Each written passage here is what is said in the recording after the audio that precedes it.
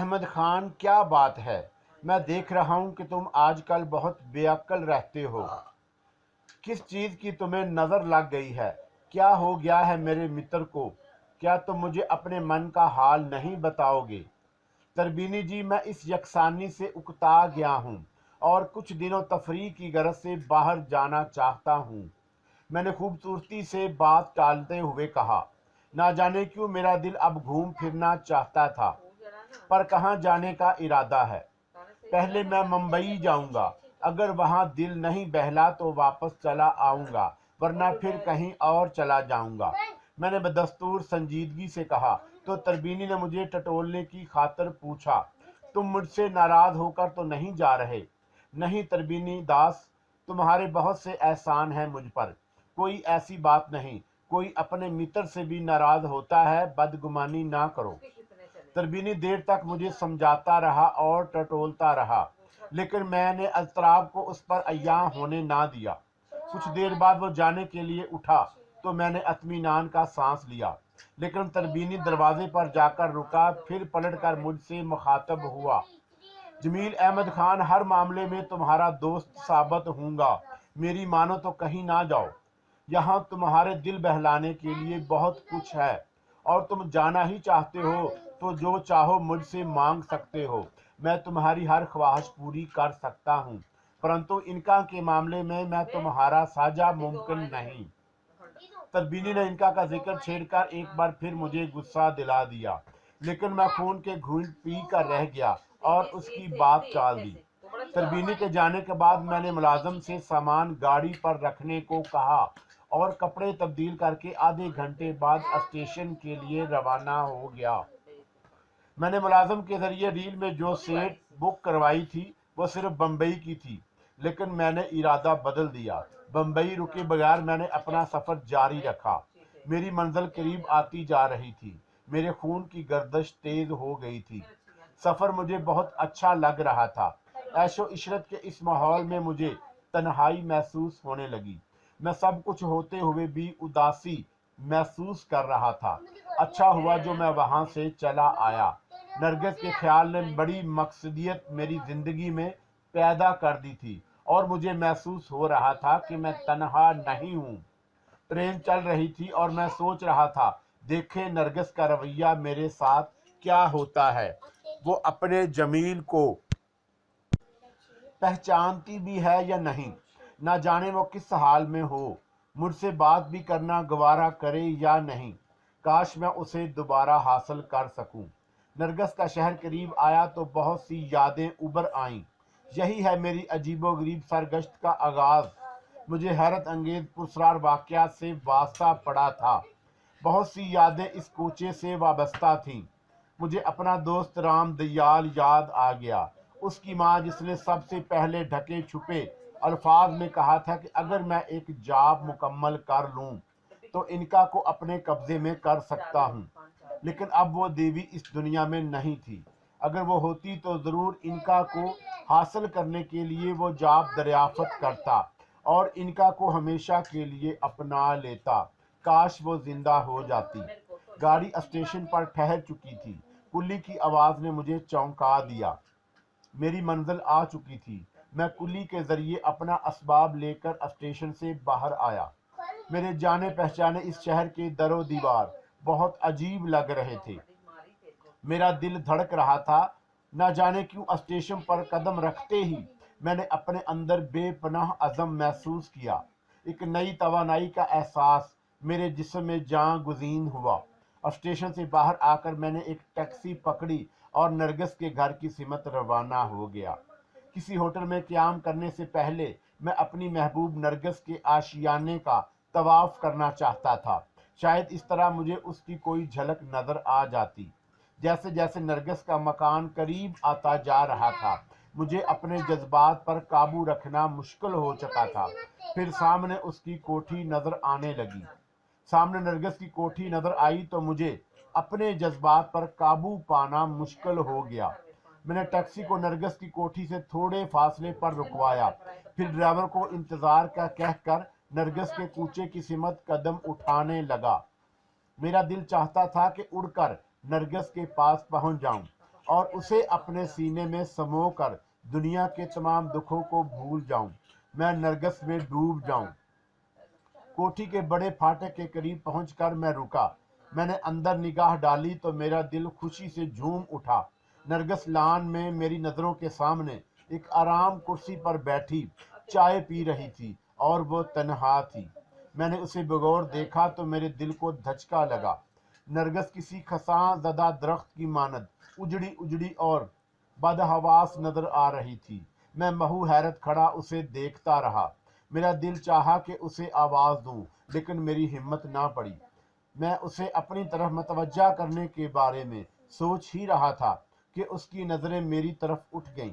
मुझे देखकर वो चौंकी, जैसे उसे अपनी नज़रों पर यकीन ना आया हो। दूसरे ही लम्हे वो प्याली रखकर एक झटके से उठी और तीर की तरह फाटक की सिमत आई। मैं ज़रा कि कहीं वो मुझ पर बरहम ना हो, इसी ख्याल से मैं एक कदम पीछे हो गया, लेकिन मेरी निगाह बदस्तूर उस पर जमी हुई थी। फाटक के करीब आकर नरगिस ने सहमी हुई नजरों से पलटकर इधर उधर कुछ देखा, फिर भर्राई हुई आवाज में बोली, जमील, ये आप ही हैं ना? अब आप यहाँ क्यों आए हैं?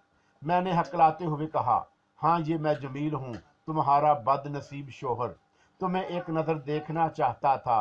क्या तुम्हें नागवार गुजरा है? मुझसे तुम्हारी जुदाई बर्दाश्त नहीं होती नरगिस। जमील, नरगिस तड़प उठी, मुझे और आपका आना नागवार गुजरेगा? आपकी वजह से तो मैंने खुद को मौत के हवाले करने से भी दरेग नहीं किया। आप क्या जाने कि मुझ पर क्या बीत गई। नरगिस, मैं पूरे जज्बात से मगलूब होकर बोला, मुझे माफ़ कर दो नरगिस, खुदा के लिए मेरे गुनाहों को बख्श दो। मुझे आपसे कोई शिकायत नहीं। लेकिन नरगिस ने अपना जुमला नामुकम्मल छोड़कर नजरें झुकाई तो मैं तड़प कर बोला, तुम चुप क्यों हो गई? तुम मुझसे कुछ कह रही थी, सब कुछ कह डालो। मैं वाकई बहुत कमीना हूँ। जमील, नरगिस सिसकते हुए बोली, आप मुझे भूल जाएं, मैं अब आपको मुंह दिखाने के काबिल नहीं रही। जमाने ने मेरे साथ बहुत बुरा सलूक किया है। नरगिस की आवाज़ लर्ज रही थी। उसकी दराज पलकों पर शबनमी कतरे झिलमिला रहे थे। उसके लहजे में बेपनाह दर्द था। वो मुझे ऐसी नज़रों से देख रही थी जिसमें बेबसी, दुख और मजबूरी की हजार दास्तानें पहना थीं। मैंने बेचैनी से आगे बढ़कर उसके हाथ थाम लिए। नरगिस, तुम्हारा गुनहगार हूँ, मुझे माफ़ कर दो। मैंने तुम्हारे सिलसिले में जो फैसला किया था बहुत जज्बाती था। मैं उस पर शर्मिंदा हूँ। नरगिस, मुझे माफ़ कर दो। मैंने हिचकियों के दरमियान नरगिस ने एक बार फिर पलटकर इमारत की सिमत देखा, फिर पूछा, जमील, आप यहाँ कब आए? कहाँ ठहरे हैं? ये आपने अपना क्या हाल बना रखा है? स्टेशन से सीधा इधर आ रहा हूँ। अभी तक रिहाइश का बंदोबस्त नहीं किया। मेरे ऊपर जो कुछ था उसे तुम सुनोगी तो बर्दाश्त नहीं कर पाओगी। आप कहाँ ठहरने का इरादा है? नरगिस ने तेजी से सवाल किया। वो बुरी तरह मुज़तरिब नजर आ रही थी, बुखलाई हुई और सरासीमा थी। किसी होटल में क़याम करूंगा, मैंने बुझी हुई आवाज में जवाब दिया। तो नरगिस फिर, जमील, मुझे तुमसे बहुत ज़रूरी बातें करनी हैं, लेकिन ये जगह मुनासिब नहीं। तुम होटल पहुंचकर मुझे फ़ोन करना। नरगिस, क्या अब भी हालात वही हैं? मैं महसूस कर रहा हूँ कि तुम बहुत घबराई सी हो। क्या मेरा यहाँ आना? खुदा के लिए जमील, ऐसी बातें ना करो, मेरा दिल फट जाएगा। नरगिस रोते हुए बोली। फिर वो कुछ कहना ही चाहती थी, लेकिन दूसरे ही लम्हे वो खौफजदा होकर पीछे हटी, जैसे उसने जागने में कोई बेहानक ख्वाब देख लिया हो। मैं नरगिस के इस रवैये पर हैरान था, लेकिन जब एक झलमलाती हुई कार मेरे करीब आकर रुकी और मैंने पलटकर उसे देखा, तो मेरा भी वही हाल हुआ जो नरगिस का था। आने वाली कार नरगिस के बाप असफहानी साहब की थी। मैंने गैर इख्तियारी तौर पर सलाम के लिए हाथ उठा दिया। असफानी साहब ने मुझे गौर से देखा। पहली नज़र में शायद वो मुझे नहीं पहचान सके, लेकिन फिर जब उन्होंने मुझे पहचाना तो उनकी तेवरी पर बल आ गई। बिजली किसी तेजी से चमक कर कार से नीचे आए और बिगड़ते हुए तेवर से कड़क कर बोले, हरामजादे कमीने, तुझे फिर यहाँ आने की जुर्रात कैसे हुई?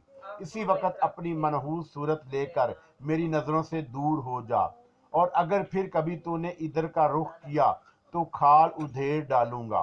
नरगिस के वालिद का लहजा बेहद तहकीर अमीज था, लेकिन मैंने नरगिस की वजह से खामोशी इख्तियार की। कोई जवाब देने की बजाय मैं अजहार अफसोस और शर्मिंदगी के तौर पर उनके कदम छूने के लिए झुका तो वह पीछे होकर गरजे, कमीने जलील, मैं कहता हूँ दफा हो जा यहाँ से, वरना जिंदा दरगोर करा दूंगा। मैं आपसे माफी का बच्चा। नरगिस के वालिद ने इतना कहकर एक भरपूर तमाचा मेरे गाल पर मारा तो मैं चकरा कर रह गया। अभी संभलने भी ना पाया था कि ड्राइवर ने, जो अभी तक दूर खड़ा था, लपक कर मुझे गिरेबान से पकड़ लिया और 3 मुक्के इतने शदीद रसीद किए कि मेरे रहे सहे औसान भी खता हो गए। मेरे होंठों से खून की एक पतली सी लकीर फूट निकली। रहने दो बख्तावर, अफीन सफहानी साहब ने ड्राइवर को रोकते हुए हकारत से कहा। फिर दोबारा मुझसे मुखातब होकर बोले, जिंदगी चाहता है तो फौरन चला जा यहाँ से, वरना तेरी लाश का पता भी ना चलेगा। हालात के पेश नज़र मेरा वहाँ रुकना मुनासिब नहीं था, इसीलिए मैंने जेब से रुमाल निकाल कर होंठों पर रखा और खामोशी से सर झुकाकर टैक्सी की तरफ कदम उठा दिए। लेकिन टैक्सी के करीब पहुंचा तो ड्राइवर हैरत से मुझे देखने लगा। क्या बात है साहब, ये खून कैसा है? कुछ नहीं, गिर पड़ा था, कोई खास बात नहीं, ऐसे हादसे होते ही रहते हैं, मैंने जल्दी से अंदर बैठते हुए कहा और उसे किसी मुनासिब होटल तक चलने की हदायत करके सीट से सर टिका लिया। टैक्सी में चौंका नरगिस की कोठी से कुछ दूर एक साइड लाइन में रुकवाई थी, इसलिए टैक्सी ड्राइवर असल मामले से नावाकिफ ही रहा। रास्ते भर मेरा जहन नरगिस और उसके बाप के मुतजाद रवैये से उलझता रहा। मेरी समझ में कुछ नहीं आया। नरगिस के बर्ताव से मालूम होता था कि वह मुझसे नाराज नहीं है, बल्कि वह मेरे लिए बहुत मुज़तरिब रही है। उसका अंदाज़े बालहाना था, यकीनन वो मुझसे बहुत सारी बातें करने की ख्वाहिशमंद थी। ना जाने वो क्या बातें थी। उसने मुझसे शदीद मोहब्बत का इजहार भी किया और ये भी कहा कि मैं उसे भूल जाऊं। आखिर उसके साथ कौन सा ऐसा हादसा पेश आया था जो वह मुझे मुंह दिखाने के काबिल नहीं थी। मैं जाने कब तक नरगिस के बारे में सोचता रहा, और जब मुझे उसका बाप का जारहाना तर्ज अमल याद आया, मेरे जिस्म में तनाव पैदा हो गया। अगर वो नरगिस का बाप ना होता तो मैं एक हाथ के बावजूद यकीनन उससे उबल पड़ता और उसका खून कर देता। होटल पहुंचकर मैंने गर्म पानी से गुस्ल किया, कपड़े तब्दील करके हल्का सा नाश्ता किया, फिर दोबारा नरगिस के बारे में सोचने लगा। उसने मुझसे कहा था कि मैं होटल पहुंचकर उसे फ़ोन करूं, लेकिन फ़िलहाल मेरे ये इक़दाम नामुनासिब था। रात गए तक मैंने कई बार इरादा किया कि नरगिस को फ़ोन करूं और पूछूं कि उसके बाप ने उसके साथ क्या सलूक किया है, लेकिन मैं अपने दिल पर जबर करता रहा। जब तबीयत बहुत परेशान हुई तो मैं होटल से बाहर निकल आया, लेकिन जल्द ही वापस लौट आया। रात मैंने किसी न किसी तरह काट ली। अगर नरगिस ने मुझे देखकर नफरत से मुंह फेर लिया होता या धत्कार दिया होता तो मुझे सब्र आ जाता, लेकिन नरगिस तो वही मेरी पुरानी नरगिस थी। उसे मिलकर तो मेरे इज़्तिराब में और अजाफा हो गया। दूसरे दिन मैंने कोई 10 बजे के करीब नरगिस को फ़ोन किया। दूसरी सिम से नरगिस की आवाज़ सुनाई दी। मेरा दिल हौलता रहा, लेकिन जब नरगिस की आवाज़ रसूल पर सुनाई दी तो मैंने टूटे फूटे लफ्ज़ों में कहा, नरगिस, मैं जमील बोल रहा हूँ। डैडी दफ्तर जा चुके हैं, नरगिस ने सपाट आवाज़ में जवाब दिया। तो मैं समझ गया कि वो किसी मसलहत की बिना पर वक्ते गुफ्तगू से परहेज कर रही है। चुनाचा मैंने जल्दी से होटल का नाम और अपने कमरे का पता बता दिया और बोला, नरगिस, मैं बड़ी शिद्दत से तुम्हारा इंतज़ार करूँगा। एक एक लम्हा अजाब हो रहा है। बेहतर है डैडी आएँ तो मैं आपका पैगाम पहुँचा दूँगी। इस बार भी नरगिस ने रस्मी तौर पर जवाब दिया।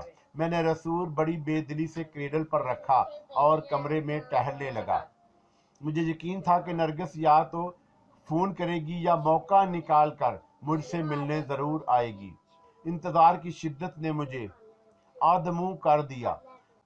दरवाजे के बाहर कदमों की एक मामूली सी आहट भी मुझे चौंका देती थी। लेकिन दोपहर तक ना तो नरगस का फोन आया और ना वो खुद आई। मैंने दोपहर का खाना अपने कमरे में ही खाया, फिर बिस्तर पर लेटकर फोन को देखता रहा।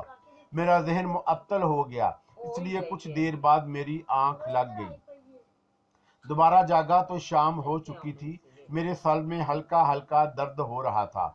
मैंने बैरे से काफ़ी मंगवाई ताकि वक़्त काटने का कोई मशगला हो, लेकिन दूसरे ही लम्हे दरवाजे पर दस्तक की आवाज़ सुनकर मेरा दिल धड़क उठा। मैंने जल्दी से लपक कर दरवाज़ा खोला। मेरा ख्याल था कि वह नरगस होगी, लेकिन दरवाज़ा खोलने पर मुझे मायूसी हुई। नरगस की बजाय वहाँ एक दूसरी खूबसूरत सी लड़की को देखकर मेरा जहन झंझला उठा। अगर कोई दूसरा मौका होता तो ऐन मुमकिन था कि मैं उस हसीन लड़की की अचानक आमद पर उसे खुश आमदीद कहता, लेकिन इस वक्त नरगस मेरे आसाब पर सवार थी। मैं उसे देखकर उलझ गया और इस ख्याल से कि मुमकिन है वो लड़की किसी गलत इरादे से आई हो, मैंने बड़ी रिखाई से कहा, जी फरमाइए, मुझे मिस्टर जमील अहमद खान से मिलना है। लड़की ने मेरा नाम लिया तो मुझे बड़ी हैरत हुई। फिर फौरन ही मैंने बड़े मुहज्जब लहजे में कहा, मैं ही जमील अहमद खान हूँ, तशरीफ लाइए। लड़की एक लम्हे के लिए झटकी, फिर अंदर आ गई। मुझे नरगस ने आपके पास भेजा है, वो कमरे में आकर बोली।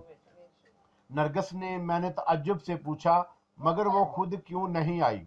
जवाब में नरगस की उस सहेली ने, जिसका नाम निशात था, मुझे तफसीलात से आगाह करते हुए बताया कि मेरे जाने के बाद नरगस के बाप ने उसे सख्त सरजंश की कि मुझसे मिलने पर बुरा भला कहा और उस पर घर से बाहर आने जाने पर पाबंदी भी आयद कर दी। इसके अलावा निशात ने नरगस के मुतल्लक मुझे जो हालात बताए उसे सुनकर मैं कुछ और परेशान हो गया। निशात ने बताया कि अस्फहानी साहब ने मेरा तलाकनामा होने के 3 माह बाद नरगस की गिरती हुई सेहत के पेश नज़र उसकी शादी एक और शख्स से कर दी। उनका ख्याल था कि शादी नरगस के हक में क़याम सेहत होगी, लेकिन नरगिस की सेहत शादी के बाद और ख़राब हो गई। उसके अलावा वो रोज़े अव्वल से ही नरगिस और उसके दूसरे शोहर के माबैन अनबन हो गई थी, जो बाद में इस कदर बड़ी कि नौबत तलाक तक पहुंच गई। नरगिस दूसरे शोहर के साथ एक दिन सुखी का ना गुजार सकी। आपको शायद यकीन ना आए जमील साहब, लेकिन ये हकीकत है कि वो शुरू से अब तक सिर्फ आपके नाम के कलमे पढ़ती चली आई है। उसने बहुत बुरे दिन गुजारे हैं। दूसरे शोहर के अजाब से छुटकारा पाने के बाद उसने आपको बम्बई के पते पर मुतअद्दिद खतूत लिखे, लेकिन आपका कोई जवाब ना आया। उसने मेरे जरिए एक शख्स को बम्बई भेजा, जिसने वापस आकर बताया कि आपका कारोबार तबाह हो चुका है और ये कि आपका बम्बई में कहीं पता नहीं। इस इतला के बाद नरगिस आपकी तरफ से बिल्कुल मायूस हो चुकी थी। जब कल उसने आपको देखा तो उसकी हालत और गैर हो गई। निशात ने अपना सिलसिला कलाम जारी रखते हुए कहा, नरगिस मेरी बड़ी अजीज सहेली है जमील साहब, उसका कोई राज मुझसे पोशीदा नहीं। मुझे यकीन है कि अगर आप उसे दोबारा मिल जाएं तो उसकी ज़िंदगी फिर से संवर सकती है। बसूरत दिगर हो सकता है कि कोई मोहलिक मर्द उसकी ज़िंदगी से चिमट कर उसका खात्मा कर दे। नहीं निशात नहीं, मैंने पहलू बदलते हुए कहा, खुदा के लिए ऐसी बदफाल मुंह से ना निकालिए। मैंने नरगिस के साथ जो कुछ किया और जो कुछ हुआ, मैं उस पर शर्मिंदा हूँ और उन्हीं गलतियों का तदराक करने के लिए आया हूँ। नरगिस अगर दोबारा मुझे मिल गई तो ये मेरी खुशकिस्मती होगी। मैं उसे हर कीमत पर अपनाने को तैयार हूँ। क्या आप इस सिलसिले में मेरी मुआवनत कर सकती हैं? नरगिस का ख्याल था कि आपकी दूसरी शादी की खबर सुनने के बाद उससे नफरत करने लगेंगे। उन बातों की जिम्मेदारी भी मुझ बदनसीब पर आयद होती है। मैंने बड़ी संजीदगी से कहा कि कुदरत को जो मंजूर था वो हो चुका। अफसोस सिर्फ इस बात का है कि जो सजा मुझे मिलनी चाहिए थी वो नरगिस बेचारी को मिली। बहरहाल अगर नरगिस मुझे मिल गई तो अब दुनिया की कोई ताकत उसे मुझसे जुदा नहीं कर सकेगी। निशात कुछ देर बाद बैठकर रुखसत हो गई। जाते जाते उसने मुझे ताकीद की کہ میں از خود نہ تو نرگس کی کوٹھی کی طرف جاؤں اور نہ ہی اسے فون کروں۔ اس نے مجھ سے کہا تھا کہ جیسے ہی 2-4 روز میں حالات سازگار ہوئے وہ نرگس کو کسی بہانے میرے پاس ضرور لے آئے گی۔ میں نے نشاط کو ہر طرح کا دلاسا دیا کہ وہ جس طرح کہے گی میں اسی طرح کروں گا۔ پھر 7ویں روز اچانک مجھے ایسا پیغام ملا کہ پھر میرے مایوس دل میں کامیابی کی لطیف چلنے لگی۔ اس روز شام کو کوئی 5 بجے کا عمل ہوگا جب ایک 18 سالہ لڑکا ہوٹل کے ایک بیرے کے ہمراہ کمرے میں داخل ہوا۔ میں اس لڑکے سے واقف نہ تھا، اس لیے پہلے تو مجھے اس کی آمد پر تعجب ہوا۔ پھر جب اس نے مجھے بتایا کہ وہ نشاط کا کوئی عزیز ہے اور میرے لیے ایک اہم پیغام لے کر آیا ہے تو میرا دل زور سے دھڑکنے لگا۔ میں نے وارفتگی کے شوق سے مغلوب ہو کر اس کے آنے کا سبب پوچھا تو وہ بڑی رازداری سے بولا، آج رات نشاط باجی نے آپ کو بلایا ہے۔ کہاں؟ میں نے آہستگی سے پوچھا تو لڑکے نے کہا، آپ ٹھیک 10 بجے نشاط باجی کے مکان پر آ جائیں۔ لڑکے نے مجھے نشاط کا پتہ سمجھاتے ہوئے کہا، عقبی دروازے پر خود نشاط باجی آپ کا انتظار کریں گی، آپ بے دھڑک اندر چلے جائیں۔ کیا نرگس بھی وہاں آئے گی؟ میں نے بے صبری سے دریافت کیا تو لڑکا بولا، مجھے اس سلسلے میں کسی بات کا علم نہیں، البتہ اتنا ضرور جانتا ہوں کہ آج صبح نشاط باجی اصفہانی صاحب کے گھر گئی تھیں۔ میں نے لڑکے کو، جو میری بے قراریوں کو کم کرنے کے لیے کسی مسیحا سے کم ثابت نہیں ہوا، روکنا چاہا، اس کی خاطر مدارت کرنی چاہی، لیکن وہ جلدی میں تھا، اس لیے مجھے وقت کی پابندی کی تاکید کر کے رخصت ہو گیا۔ اس کے جانے کے بعد میری بے تابی میں ایک بار پھر اضافہ ہو گیا۔ میرا دل چاہ رہا تھا کہ وقت کی رفتار تیز ہو جائے اور جلد از جلد رات آ جائے تاکہ میں نشاط کے گھر پہنچ کر اپنا گوہر مقصود پا لوں اور اسے اپنے دل کی اتھاہ گہرائیوں میں یوں پوشیدہ کر لوں کہ پھر کوئی اسے مجھ سے جدا نہ کر سکے۔ خدا خدا کر کے 10 بجے تو میں تیار ہو کر ہوٹل سے باہر نکلا، اپنی منزل کی سمت چل پڑا۔ میرے سینے میں ایک طوفان اٹھا ہوا تھا، میرا دل گواہی دے رہا تھا کہ آج کچھ نہ کچھ ہو کر رہے گا۔ نرگس کو دوبارہ پا لینے کے حسین تصور سے سرشار میں اس کے مکان تک جا پہنچا جس کا پتہ مجھے بتایا گیا تھا۔ یہ ایک 2 منزلہ مکان تھا جس کے اطراف میں خاصا لمبا چوڑا لان پھیلا ہوا تھا۔ میں نے ایک لمحے کے لیے کرب و جوار کا جائزہ لیا، پھر مکان کے عقبی حصے کی سمت چلا گیا جہاں ایک چھوٹا سا پھاٹک موجود تھا۔ پھاٹک کھلا دیکھ کر مجھے یہ سمجھنے میں کوئی دشواری پیش نہیں آئی کہ اسے میری آمد کی وجہ سے ہی کھلا رکھا گیا ہوگا۔ میں کسی جھجک کے بغیر اندر داخل ہو گیا اور لان عبور کر کے اس عقبی دروازے تک جا پہنچا جس کا حوالہ مجھے ہوٹل میں مل چکا تھا۔ دروازے پر پہنچ کر میں ایک ثانیے کو رکا، پھر میں نے لرزتے قدموں اور راشا زدہ ہاتھوں سے دروازے پر 3 بار ہلکے ہلکے دستک دی۔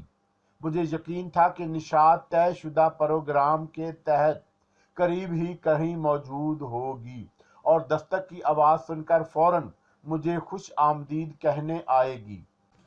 میرے دستک دینے کے کوئی 1 منٹ بعد دوسری جانب سے کسی قدموں کی آہٹ سنائی دی، پھر دروازہ کھلا، لیکن نشاط کی بجائے ایک ملازمہ نظر آئی۔ قبل اس کے کہ میں کوئی سوال کرتا، عورت نے از خود پوچھا، کیا آپ جمیل صاحب ہیں؟ ہاں، میں نے بے اختیار کہا۔ تشریف لائیے۔ میں ملازمہ کے ساتھ ایک راہداری میں ہو لیا۔ اس وقت میرا جی چاہا تھا کہ اس سے نرگس کے بارے میں دریافت کروں، لیکن میں نے ایسا نہیں کیا۔ ملازمہ مجھے ساتھ لیے ایک کمرے کے سامنے جا کر رکی، پھر بھاری کم آواز میں بولی، آپ اندر چلے جائیں۔ کیا نشاط اور نرگس اسی کمرے میں موجود ہیں؟ میں نے بے صبری سے کہا۔ ملازمہ نے کوئی جواب نہیں دیا۔ مجھے بے تاب انتظار تھا، اس لیے میں نے اس کا سوال کے جواب सुने बगैर दरवाज़ा खोला और तेज़ी से अंदर दाखिल हो गया, मगर फिर दूसरे ही लम्हे यूं सहम कर रुक गया जैसे मेरा पाँव बिजली के नंगे तारों से छू गया हो। मेरी ऊपर की सांस ऊपर और नीचे की नीचे रह गई। सकते के आलम में दो चार मैं दम बखुद खड़ा असफ़हानी साहब को देख रहा था, जो सामने सूफी पर बैठे मुझे गजबनाक नज़रों से देख रहे थे। कमरे में उनके अलावा चार दूसरे हटे कटे अफराद भी थे, जो सूरत से शोरश पोशीदा बदमाश नज़र आते थे। अभी मैं तस्वीर हैरत बना खड़ा था कि असफ़ानी साहब की तंजिया मुस्कुराहट पूरी रऊनत के साथ उभरी। आइए जमील साहब, तशरीफ़ लाइए, कहिए आपकी क्या खिदमत की जाए। मैं बुखला गया। मैं सब कुछ समझ गया कि मैंने जो कुछ कहना चाहा, मगर असफ़ानी साहब ने कोई और मौका नहीं दिया। वो बुरी तरह धाड़े, हराम ज़ादे, तू अपनी कमीनगी से बाज नहीं आया। मैं कुछ भी ना कह सका, हकला कर रह गया। मैंने तुझसे कहा था कि नरगस का ख्याल दिल से निकाल दे, फिर तूने मेरे घर फ़ोन क्यों किया? असफ़ानी साहब का लहजा इस कदर करख्त और ख़तरनाक था कि मैं लर्ज़ उठा। बेमुश्किल इतना कह पाया, मेरा ख्याल है आपको गलत फहमी हुई है। गलत फहमी के बच्चे, यहाँ क्या तू अपने बाप से मिलने आया था? असफ़हानी साहब इस बार गर्ज कर उठे, फिर भरपूर हाथ मेरे मुंह पर मारा कि मैं चकरा गया। पहले मैं तुझसे निमट लूं, फिर निशात का बंदोबस्त भी कर देता हूँ। मुझे माफ़ कर दीजिए, मैं हाथ जोड़ कर कहा, लेकिन कबल इसके कि मैं अपना जुमला पूरा कर पाता, असफ़हानी साहब के जूते की नोक मेरे घुटने पर इस जोर से पड़ी कि मैं बिलबिला उठा। ठीक उसी वक़्त असफ़हानी साहब ने अपने लोगों को मुखातब करके कहा, इस हराम की खबर लो। इस कदर के साल भर तक ये अपने पैरों पर खड़ा होने के काबिल ना रहे। आइंदा शुरफा की इज्जत पर हाथ डालने का ख्याल भी दिल में ना लाए। इस हुक्म के बाद मेरे ऊपर जो बीती वो कुछ मैं ही जानता हूँ। इन चारों हटे कटे लफंगों ने इनके गम के मिलते ही मुझे घेरे में लेकर मारना शुरू कर दिया, और इस बुरी तरह से मारा कि आज भी जब मुझे वो लम्हा याद आते हैं तो मेरे बदन के रोंगटे खड़े हो जाते हैं। अपने एक हाथ से खुद को बचाने की नाकाम कोशिश करता रहा, लेकिन वो चार थे और मैं ज़्यादा देर तक खुद को उनके जुल्म सितम से महफूज ना रख सका। फिर मुझे कुछ याद नहीं रहा, सिर्फ इतना याद है कि होश में आने पर मैंने खुद को कूड़े किरकट के एक ढेर पर पड़े पाया, जहां हर तरफ तअफ़न फूट रहा था। ये एक मैदानी और गैर आबाद इलाका था, जहां दुनिया जहां की गलाजत पड़ी हुई थी। गालबन वो मुझे मुर्दा समझकर वहां फेंक गए थे। काश मैं मर गया होता, लेकिन इस पर भी मेरी सख्त जानी कम आई और मैं दुनिया में मजीद दुख झीलने के लिए जिंदा बच गया था। जिस वक़्त मेरे हवास कुछ बजा हुए, वो झटपे का वक़्त था। मेरा जोड़ जोड़ नासूर की तरह दुख रहा था। जख्मों में शदीद टीसें महसूस हो रही थीं। बदन पर जो कपड़े थे वो खून में लत-पत हो रहे थे। मैं इतनी ताकत मुझ में ना थी कि अपने पैरों पर खड़ा हो सकता, मगर जिंदगी बड़ी शय है। जिंदा रहने के लिए क्या नहीं किया जाता। मैंने भी किसी न किसी तरह अपने औसान बहाल रखे और कराहता लड़खड़ाता उठ खड़ा हुआ और एक सिमत चल पड़ा। अंधेरे के साए अपना दामन वसी करते जा रहे थे। मैं किसी न किसी तरह पड़ता आबादी के करीब पहुंच गया। मेरा ख्याल था कि होटल जाऊं और हुलिया दुरुस्त कर लूं, लेकिन रास्ते में मेरा मोहल्ला आया तो माजी की बहुत सी यादों के साथ साथ मुझे राम दयाल याद आ गया। वही राम दयाल जो मेरा दोस्त था, जिसकी माँ ने मुझे सबसे पहले इनका की पुरस्कार कुव्वतों के बारे में बताया था, और एक ही जाब मुकम्मल करके उसे ताकत को अपने कब्जे में कर लूं। लेकिन उस वक़्त मैंने उनकी बातों का कोई ध्यान नहीं दिया और ना ही जाब मालूम करने की कोशिश की थी, जो इनका को कब्जे में करने में मेरा मुआवन साबित होता। मेरा पूरा माजी मेरे सामने था। मैंने होटल जाने का इरादा मुलतवी कर दिया। मुझे खतरा था कि मैं इस हाल में वहां गया तो पुलिस मुझसे ज़रूर बात पुरस करेगी। मैं अपनी बदनामी के साथ नरगिस की बदनामी का सबब भी बन सकता था, और ज़ाहिर है ये बात मुझे कतन गवारा ना थी। चुनाचा मैंने पहले राम दयाल से मिलूं, अपनी हाल दुरुस्त करूं और फिर होटल का रुख करूं। इस ख्याल को जहन में करने के बाद मैं राम दयाल के घर की सिमत कदम उठाने लगा। अंधेरे में लोगों की नजरों से बचता मैं किसी तरह राम दयाल के घर पहुंच गया। दरवाजे पर रुककर पहले मैंने अपनी उखड़ी हुई सांसों पर काबू पाया, फिर बड़ी हैरत और मायूसी के मिले जुले जज्बे के साथ दरवाजे पर दस्तक दी। इस बात का खदशा भी था कि राम दयाल मुझे इस हाल में देखकर पहचानता भी है या नहीं। चंद लम्हों बाद दरवाजे की चटखनी खुलने की आवाज सुनाई दी। दरवाजा खुलने पर मेरा दोस्त राम दयाल सामने आ गया, लेकिन उसकी नजरों ने मेरे रहे सहे अहसान भी खता कर दिए। वो सरतापा कहर था। कबल इसके कि मैं आगे बढ़कर अपने दोस्त से बगलगीर होता, उसने बड़ी नफरत से कहा, कौन हो तुम, दफा हो जाओ यहाँ से। राम दयाल ने मेरा पूरा जुमला सुने बगैर गुस्सीले लहजे में कहा, अब इस दरवाजों पर दस्तक देकर भीख मांगने भी आने लगते हैं। राम दयाल के इस रवैये पर मेरा दिल टूट गया, मगर मुझ पर वक्त ही ऐसा पड़ा था। मैं उसकी दिल आज़ार बातों को नज़रअंदाज कर गया। उस वक्त मुझे उसकी मदद की शदीद ज़रूरत थी, इसलिए मैंने डूबी हुई आवाज़ में उसे मुखातब करके कहा, राम दयाल मेरे दोस्त, इस कदर सख्त दिल ना बनो। मुझे पहले ही शुबा था कि मुझे इस हुलिये में देखकर पहचानने से इनकार कर दोगे, मगर दोस्त लिबास और मेरे हुलिये पर क्यों जाते हो? तुम मुझे कैसे जानते हो और कौन हो तुम? इस बार राम दयाल ने कदरे नरमी से पूछा। उसके लहजे पर हैरत थी। मैं जमील अहमद खान हूँ, मैंने रुंधी हुई आवाज में जवाब दिया। तुम्हारा दोस्त, तुम भूल चुके हो? राम दयाल मेरा नाम सुनकर चौंका। चंद सानिये तक मुझे हैरत ज़दा नजरों से देखता रहा, फिर एकदम आगे बढ़कर मुझसे लिपट गया। मुझे लिपटाते हुए अंदर ले गया, फिर एक कुर्सी पर बिठाते हुए बोला, जमील मेरे मित्र, तुमने क्या हुलिया बना रखा है। भगवान की सौगंध, मैं तुमको बिल्कुल पहचान नहीं सका, मुझे क्षमा कर दो। मैंने रामदयाल के लहजे की मिठास महसूस की तो मेरा दिल भर आया। मैंने उसे मुख्तसिर अपने हालात से आगाह किया, लेकिन इनका के तज़किरे को दीदा दानिस्ता गोल कर दिया। राम दयाल ने तमाम तर खलूस से मेरा अहवाल सुना और बड़ी अपनाइयत से बोला, मेरे होते हुए तुम्हें किसी बात की चिंता करने की ज़रूरत नहीं। ये भी तुम्हारा अपना घर है। तुम्हारा सामान होटल से जाकर उठाए लाता हूँ।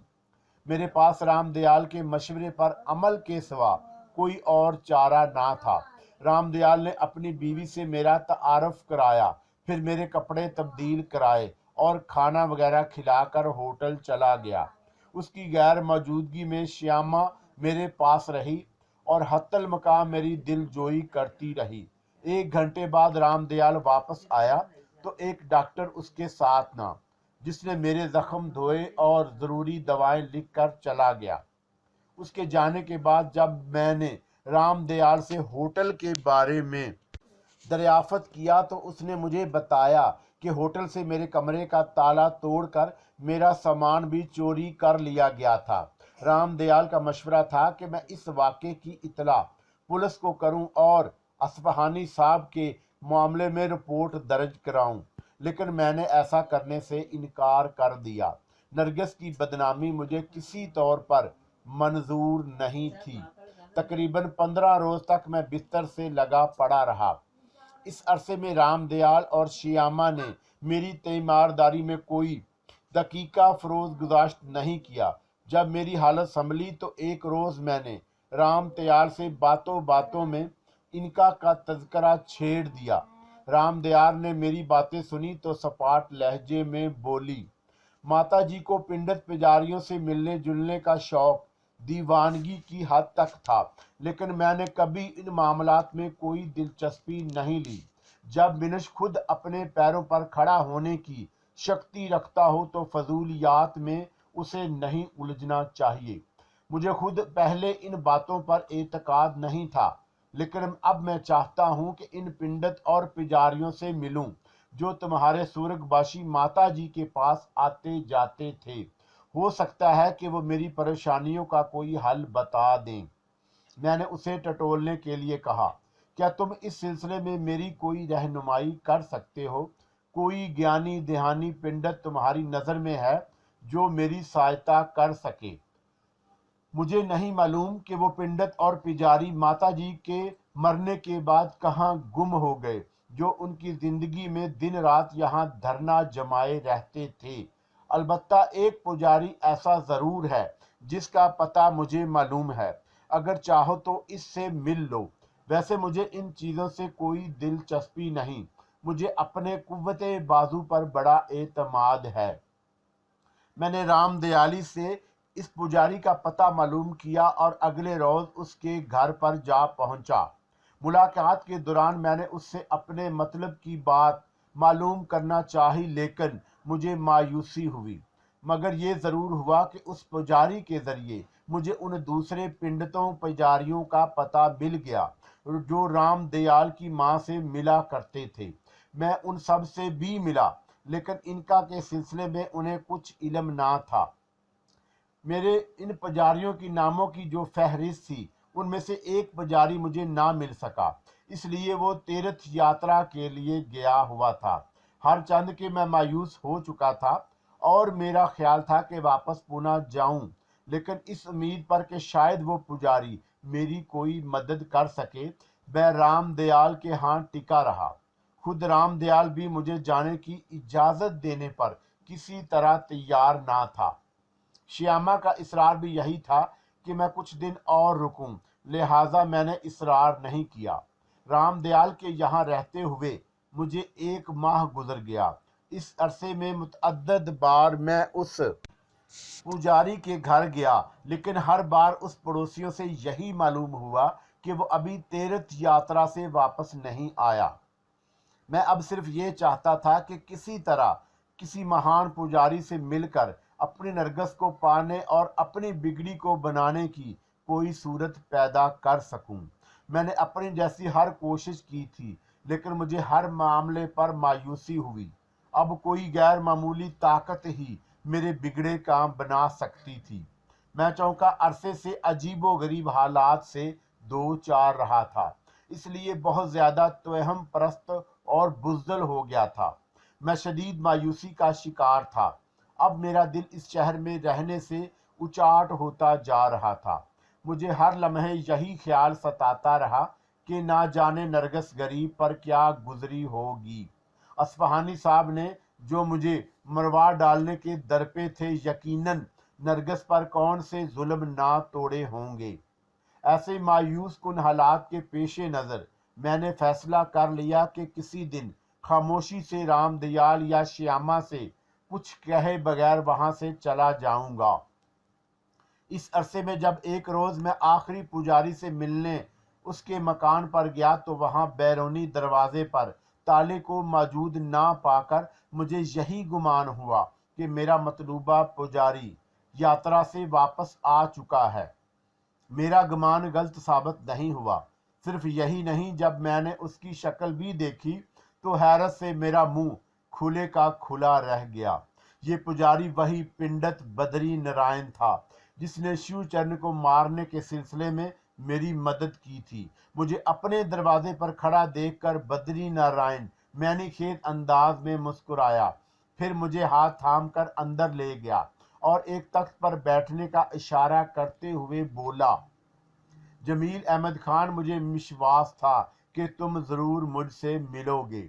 लेकिन महाराज, मैंने हैरत का इजहार करते हुए कहा, आपने तो मुझे अपना शुभ नाम पिंडत बद्री नारायण बताया था, लेकिन आपके साथियों ने मुझे आपका पुजारी देवनाथ बताया है। नामों के उलट पलट के फेर से क्या फर्क पड़ता है? पिंडत बद्री नारायण ने मुस्कुराते हुए जवाब दिया, ये कहो कि तुम मेरे पास किस कारण आए हो। महाराज आप महान हैं, मैं आपके पास हर तरफ से मायूस होकर आया हूँ। अगर आपने मेरी सहायता करने से इनकार किया तो फिर मेरे पास खुदकशी के सिवा और कोई इलाज नहीं होगा। मेरी बात सुनकर बद्री नारायण या देवनाथ ने मुझे तेज नजरों से घूरा, फिर नाखुशगवार लहजे में बोला, बालक मिनश की शक्ति को जब तक भगवान की सहायता हासिल ना हो वो किसी मैदान में कामयाब नहीं हो सकता। खुदकुशी मर्दों का शेवा नहीं है, मुझे तुम्हारी बुज़दिली से दुख हुआ है। फिर आप ही बताइए महाराज कि मैं क्या करूं। मैं सब जानता हूं जमील अहमद खान कि तुम यहाँ किस कारण आए हो। इस बार पिंडत ने कुछ तामल के बाद कहा, तरबीनी दास ने तुम्हारे साथ जो बर्ताव किया है मैं वो भी जानता हूँ। मुझे ये भी पता है कि तुम्हारे ऊपर यहाँ क्या गुजरी है। क्या ये सब गलत है? आप जो कह रहे हैं वो सब ठीक है महाराज, मैंने पिंडत की बातों से मरूब हुए जवाब दिया। फिर उसकी मिन्नत समाजत करते हुए कहा, महाराज अब मैं नरगिस के बगैर जिंदा नहीं रह सकता। उस बेचारी पर मेरी वजह से न जाने क्या जुल्म हो रहे होंगे। महाराज मैं अब अपनी मौजूदा जिंदगी से तंग आ गया हूँ। अवश्य पुजारी ने तेजी से कहा, परंतु नरगिस को पा लेने के लिए तुमको इनका की पुरस्कार शक्ति को कब्जे में करना होगा। अगर आप ऐसी कोई सूरत पैदा कर दे महाराज तो मैं तमाम उम्र आपका एहसान मंद रहूंगा। मैंने धड़कते हुए दिल से कहा, क्या ऐसा मुमकिन है? सब कुछ मुमकिन है मिनश, जो चाहे मुमकिन है। पिंडत ने कहा, तो महाराज मेरी सहायता कीजिए, मैं बड़ी उम्मीदों से आपके पास आया हूँ। मैंने मिन्नत समाजत करते हुए कहा, महाराज मुझे मायूस ना कीजिएगा, नहीं तो मेरा दिल टूट जाएगा।